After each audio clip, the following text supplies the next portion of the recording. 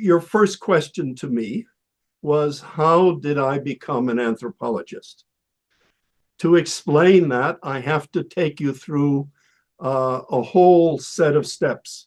You've already given me the prompts. You've asked me what my background was to begin with. Then I have to proceed to Harvard, and then I proceed to Oxford. And somewhere in that process, I begin to become an anthropologist. All right? So let me begin. And it's a way I've tried to explain myself to others and to people who know me well. I am my father's son. My father was a professor of neuroanatomy. So I start up in an academic milieu. My father was intense.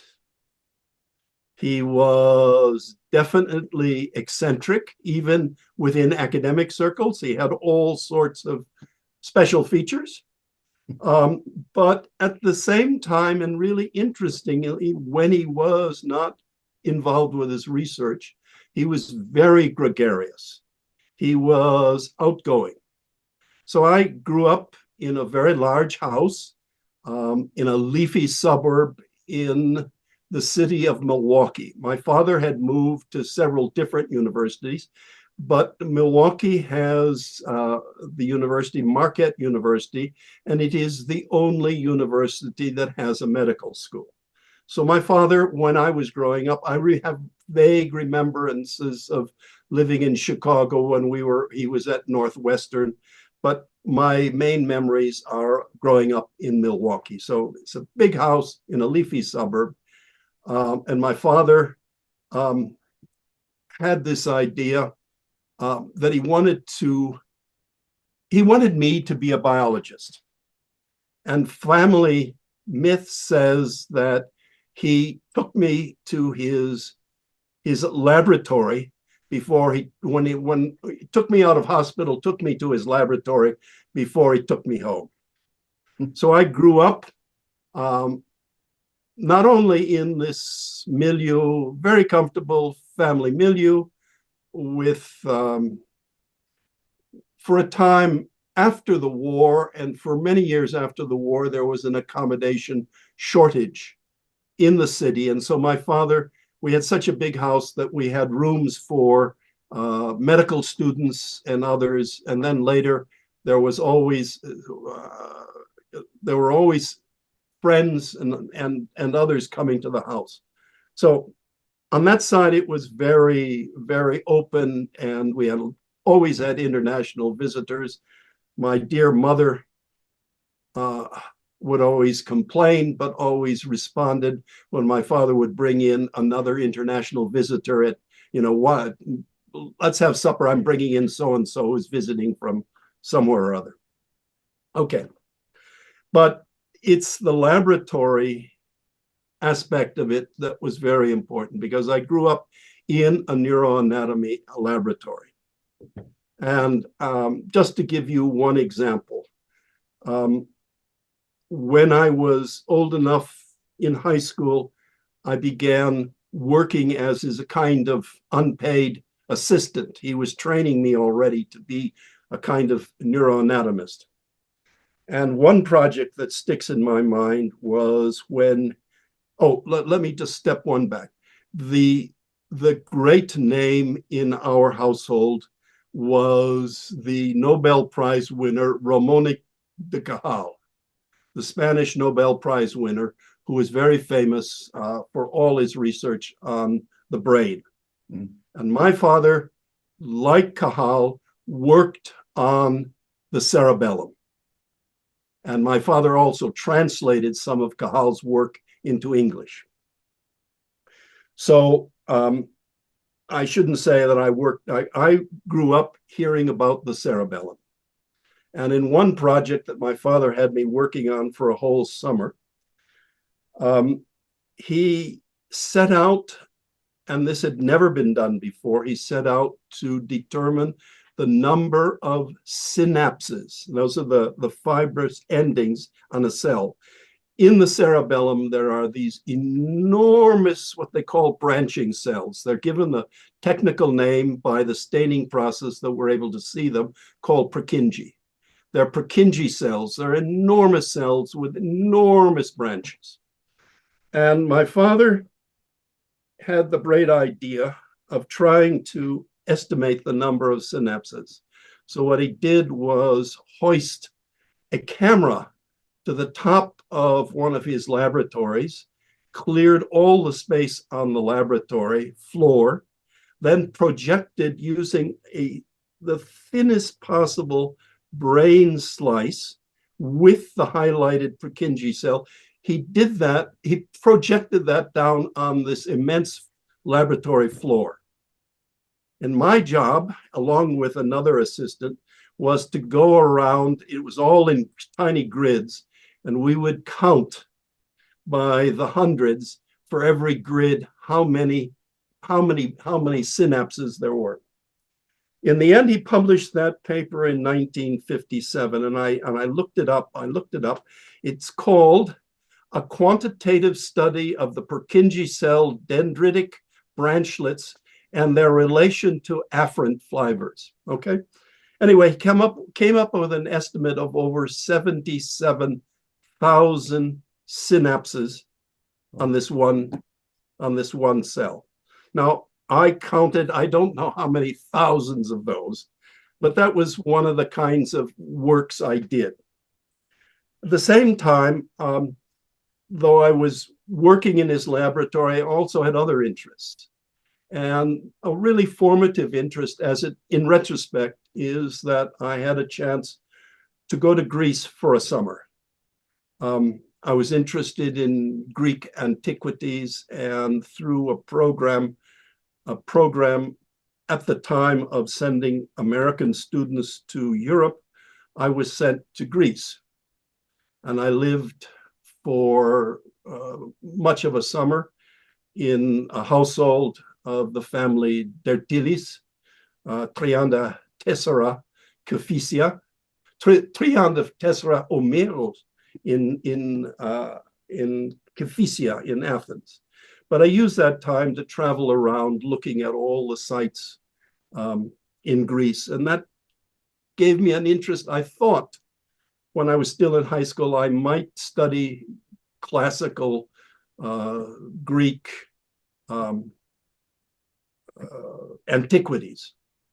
I had studied, the high school I went to was one where we did both Latin and Greek. So I was able already to read Greek, and I thought this is what I would do. Well, as it turned out, I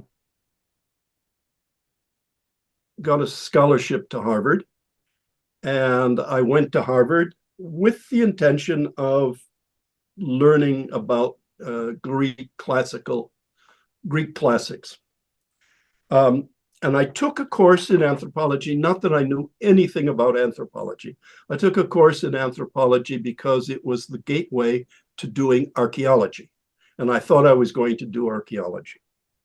But then a really important moment, again, seen in retrospect, was that there was an anthropologist. I don't know how well you know him, but he was the leading figure at Harvard at the time. His name was Clyde Kluckholm. Mm-hmm. He worked on the Navajo, and he was giving a course in a special course, which was limited enrollment. And he gave this course, which was a comparison between the ancient Greeks and medieval Japan. Now, interesting, interesting comparisons. And I persuaded him. I had to actually petition and persuade him to allow me as a first-year student to get into his course. But once in the course, I just was overwhelmed with Kluckholm. His mind, his thinking, everything he did. I was almost a devotee of Kluckholm. And that was the first real step towards anthropology. So when the course ended, I did well in the course. I enjoyed every minute of it. And I went to see him, and he gave me advice. He said, well, if you want to be an anthropologist, you're really thinking of being an anthropologist, then you have to spread yourself as widely as possible. Study as many different subjects as you can. Don't just focus on anthropology. Okay, very wise advice. I probably followed it. But tragedy struck. The summer between my first year and my second year, Kluckholm had a massive heart attack while he was doing field work in the Southwest, and he died. So I came back to Harvard, and I was a bit of at a loss initially as to who I turned to. But the interesting thing at Harvard was at that time, there was a real wealth of others. Get on target again. All right. There was a wealth of others at Harvard who were also superb mentors. Among others, and I'll just name some of them, Dorothy Lee. Dorothy Lee, you may not know her, but she was, in fact, a link. She was in her retirement year at Harvard, and she had studied, she was the link to the real past. She had studied under Kroeber and Lowy. And I took a reading course with her, stimulating reading course, and she had this distinction, something like langue and parole, but she talked about grammar and speech. And she gave me, one of the things she did, and I remember it well, I still have some, she gave me what she called her grammar books.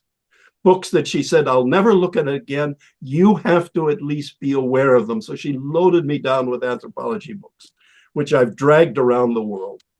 But she was very important. She said, as you get older, you get more interested. She got more interested in speech and the subtleties of speech rather than the rigors of grammar.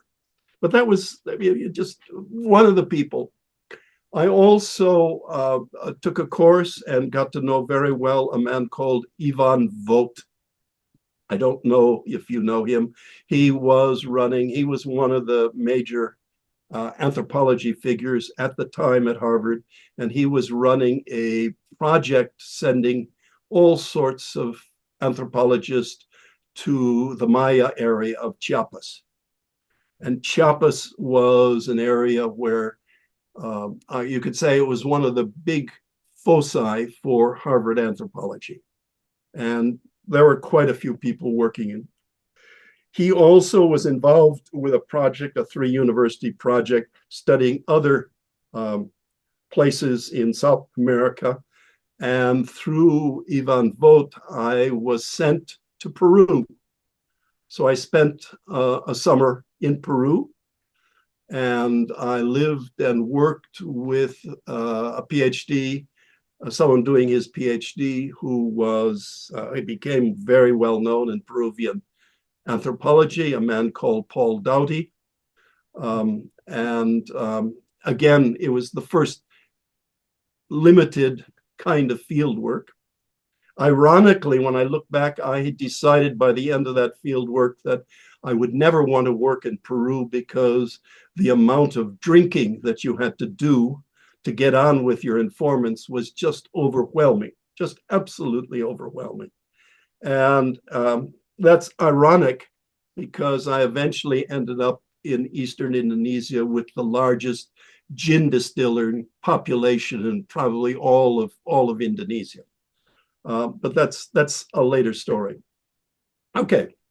Anyway, I did that work in Peru, and it gave me some inkling of what field work was. Another very important and influential figure at that time was a man called Douglas Oliver. If you know his work is very important. In fact, it was seminal work in Melanesia. He worked in the Solomon Islands, and then he's written a 3-volume study of Tahiti. And he, again, by negotiation, allowed me into his graduate course on social anthropology. So I got a background in social anthropology. But then the person who most influenced me was another person called David Maybury-Lewis.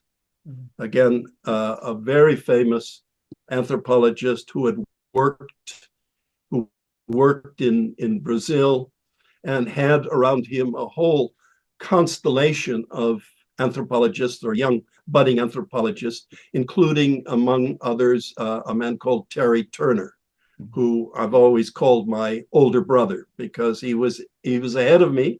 Though we took courses together, he was ahead of me, and he went on to become a professor at the University of Chicago.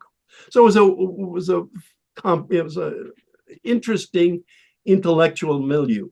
Now, out of this, and I cannot for the life of me explain why, I decided at the last minute to write a thesis about the Kwakiutl Indians of the Northwest Coast. You had to write a thesis about about something. I chose the Kwakiutl Indians. And what I did for that thesis, in fact, looking back at it, I have never worked more intensely on any piece of work as I did for that senior thesis. What I did was to go back to everything that Boas published on the Kwakiutl and try to reinterpret what his informant, this man Hunt, was actually trying to say to him. Trying to understand what Hunt was trying to explain. And I wrote this thesis on the rituals of the Kwakiutl. A very different picture from what you get if you read Boas, but I totally steeped myself in Boas, which I think I'll never do again. But it was a learning experience, a very interesting learning experience, because you actually went back to the texts themselves, both Boas's translations and the text and whatnot. Anyway, the thesis was well received. And in fact, some years later, Helen Coder, who is the main person writing on the out of the blue, wrote to me and said how much she learned from the thesis. Okay, but it's unpublished, early juvenile research, but something I still find very satisfactory. Then, okay, the next jump comes. I was awarded a Rhodes Scholarship to Oxford. As it happens, the last person to be awarded an anthropology, to be awarded a scholarship to do anthropology from you do it locally from different parts of the United States, from Wisconsin, was in fact Clyde Cluckombe. So I was following in the steps of Clyde Cluckombe, going to Oxford to do anthropology. But David Maybury-Lewis had been Rodney Needham's student, and I was transferred to Needham via David Maybury-Lewis. Anyway, I left the day after I graduated. I left Harvard. I went to France, and I again had to learn French, or at least make a start on French. I arrived in Oxford, and almost immediately after I settled in at my college, University College, I went to the Institute of Social Anthropology. And who was there? The only person who was there when I arrived in the afternoon was Evans-Pritchard. That's my first meeting with Evans-Pritchard on my first day in Oxford. very, very good. And he was never my tutor, but he was certainly a mentor, advisor, and someone who, let me explain. One thing he said to me very early on, he said, Jim, if you want to get ahead in academics, if you want to get ahead in the academic life, never appear to work. Never appear to work. But when you're not working, bother your colleagues. And this he would do regularly, sometime around, 11:30, quarter to 12. He would simply go around rounding up everyone he could and would go off to the pub. And the next hour or two was spent talking about anthropology and whatnot with Evans-Pritchard and the other of his colleagues he could drag along, and as many students as he found. And he would hold forth. And it was really that pub. The pub was your main area of learning. Once he said to me, I started taking his lectures. I sat in the first lecture of his, and it was hopeless. He was reading some text that had come out of the 1930s, and I stopped. And he came up to me a week or two later and he said, Jim, I see you're not taking my lectures. And he said, I rate people on how quickly they leave my lectures, and you left immediately. I rate you very highly.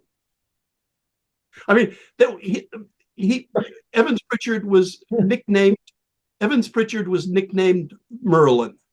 He was Welsh. He was devious. He was forever telling stories and then retell the same story with a different version. So you knew he was telling stories. So anyway, and also we all hung out the first semester, most of that first year, we always went to one of the pubs that was nearby called the Lamb and Flag. And the Lamb and Flag had many very interesting people there. I never spoke to them, but Tolkien and C.S. Lewis would often have the table next to us for a pint, and they would always be talking. They were deep in their personal conversations, and we were a bit more raucous in larger group, but that was the kind of ambient. Okay, so that's Evans-Pritchard. That's the Oxford milieu. But the crucial person was Rodney Needham. And Rodney Needham, all my life as long as I could, he was my teacher, my guru, my opponent. We were always engaged with each other. And Rodney Needham was a Gurkha officer. He had been shot and rescued, carried on the back of a Gurkha, saved. And I would say, he loved all the eccentricities of Oxford, but he brought a kind of regimental rigor to everything at Oxford. Everything had a rigor. And Rodney Needham was, if nothing else, rigorous. He also wrote in a very interesting manner. No one could quite copy that Needham expressions in English. Slightly archaic, slightly interesting, but he was a formidable figure.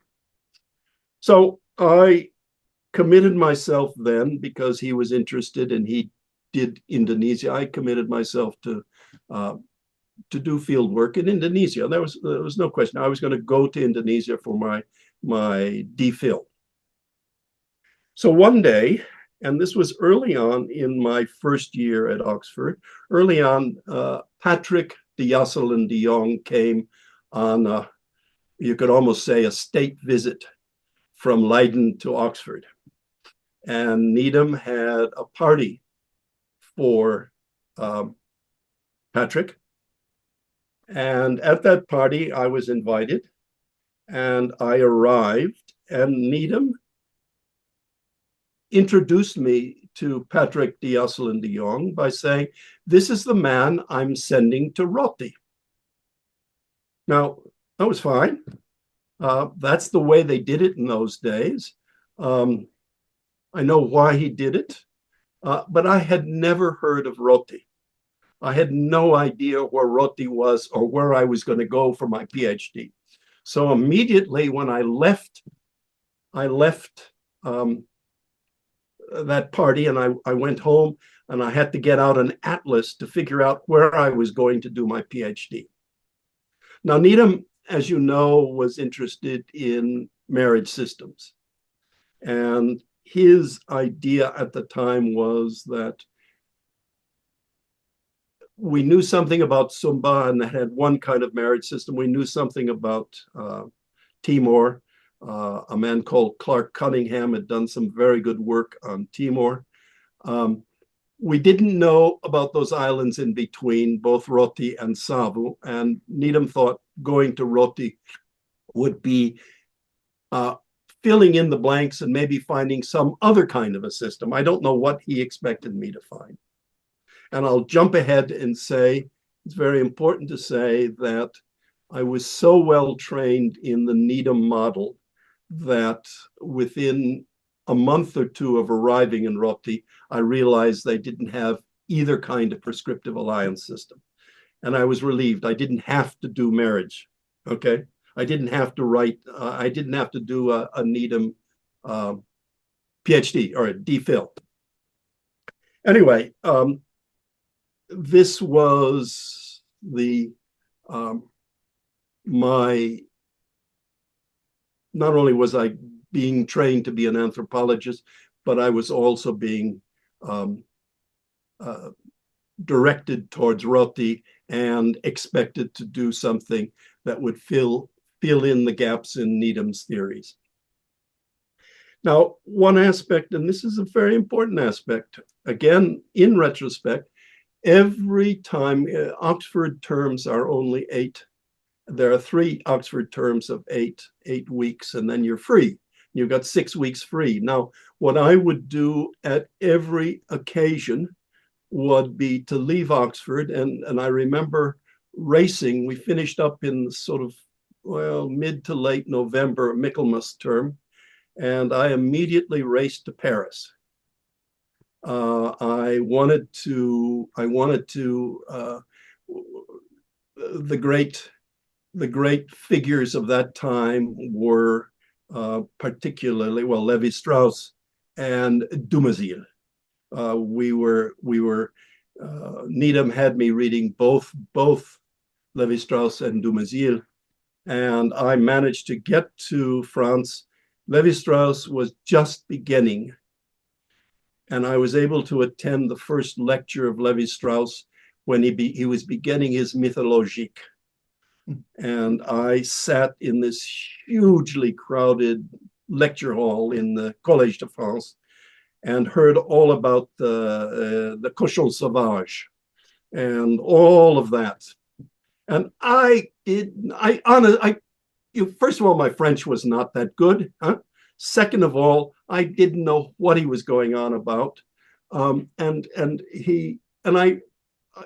purposely asked all sorts of students coming out of this packed lecture hall, did you understand what he said? No student could have a clue what he said, but he was a huge attraction. Huh? I would bet that there was standing room only in the lecture hall. By contrast, Dumézil, when I went to Dumézil's lectures, there were maybe not a dozen people. And you had a core at the front of very elderly gentlemen, 2 or 3 people in the middle, and then myself at the far back. And Dumézil was, I remember it was a text in Greek, which had some kind of Roman connection and was linked to some kind of Persian text. And I counted Dumézil in his lecture used 8 or 9 different languages. because he quoted in the original for all of the languages. Then he quoted the German translation, or the supposed German translation. He went back and forth with all language switching. And obviously, the core at the front understood. The ones in the middle, I don't know. And the person like myself at the back hadn't a clue. So that was my encounter with the greats in France, in Paris at the time. I was also, because I had to work on Rotti, I was also spent as much time as I could in Leiden. So I would also, after Paris, the next term or the term afterwards, and during my second year at Oxford when I wrote the B-Lit. I wrote a B-Lit on all the documents on Rotti and Savu, the two little islands between Sumba and Timor. And I would go to Leiden. Patrick Diasselin-Young was there to help me. But what happened, again, a really fortunate, not an accident or what, I wrote, when I was at Oxford, I wrote to Leiden University a general letter asking if there was some place I could find accommodation. And I received back a very nice letter from a family, the Kunin family. And they said their son's room was vacant and I could come and stay with them whenever I wanted on my visits to Leiden. Some of them were short, some of them were for a couple of months. Now, I moved into the Kunin family on 34 Kobertstraat. And it wasn't until the second week of my stay that I realized that Professor Kunin was the Rector Magnificus of Leiden. And then I came to realize that Professor Kunin was the third generation of Rector Magnificus at Leiden, because his father, the physicist, was Rector Magnificus. And before him, his grandfather, who was the Bible translator, was Rector Magnificus. So he was a known figure at Leiden. And Gijs, his son, who was then studying at Delft, was going in, that was the next generation, doing microbiology. So you could see that from Bible translation to physics to the Professor Kunin was sort of an evolutionary biologist to microbiology. It was a long tradition in the Kunin family. Anyway, it was wonderful. It was agreed that they would never speak to me in English, though in fact their English was perfect and the family's English was good. But it was, moving into a family that spoke Dutch, and it forced me to learn Dutch. So, okay.